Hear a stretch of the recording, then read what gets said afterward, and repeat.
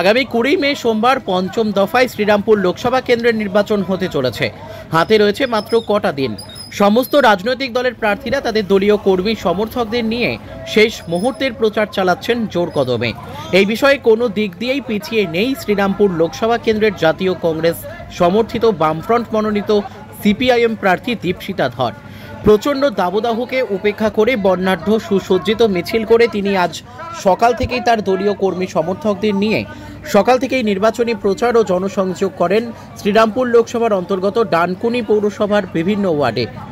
কখনো পায়ে হেঁটে আবার কখনো হুটখোলার টোটোতে চড়ে তিনি নির্বাচনী প্রচার ও জনসংযোগ করেন। দীপশিতা ধরকে সামনে পেয়ে খুশি ডানকুনিবাসীরা। বিশেষ করে ছাত্র যুব মহিলাদের মধ্যে আলাদা মাত্রা এনে দেয় বামেদের আজকের এই নির্বাচনী প্রচার ও জনসংযোগ কর্মসূচি। তাদের মধ্যে একটা আলাদা উৎসাহ উন্মাদনা দেখা যায় আজকের এই প্রচারকে কেন্দ্র করে। 8 থেকে 80 সকলেই দীপশিতাকে সামনে পেয়ে খুশি। তাকে সামনে পেয়ে ফুলমালা দিয়ে ভরিয়ে দেন ডানকুনিবাসীরা। দীপশিতাকে সামনে পেয়ে অনেকে সেলফি তোলার আবদার করলে সেই আবদার রাখেন দীপশিতা। প্রচারে গিয়ে তিনি সাধারণ মানুষের নিত্যদিনের সমস্যার কথা শোনেন ও কথা বলেন সাধারণ মানুষের সাথে এবং তাদের কাছে আবেদন করেন তাকে চলতি লোকসভা নির্বাচনে ভোট দিয়ে জয়ী করে সংসদে পাঠান, যাতে তিনি সাধারণ মানুষের কণ্ঠস্বর সংসদে তুলে ধরতে পারেন। দিদি, প্রচারের একদম শেষ দিকে এসেছেন, কি বলবেন?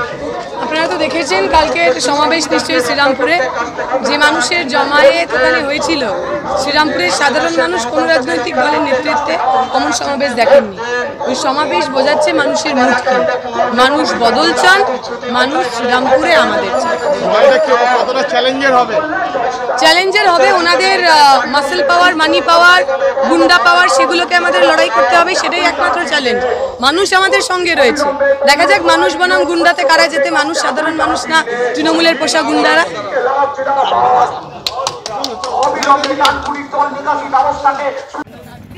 ডানকুনি হুগলি থেকে তন্ময় ভৌমিকের রিপোর্ট। রয়েছে আরো খবর, আর এই খবরের আপডেট পেতে আপনারা সাবস্ক্রাইব করুন এই চ্যানেলটিকে।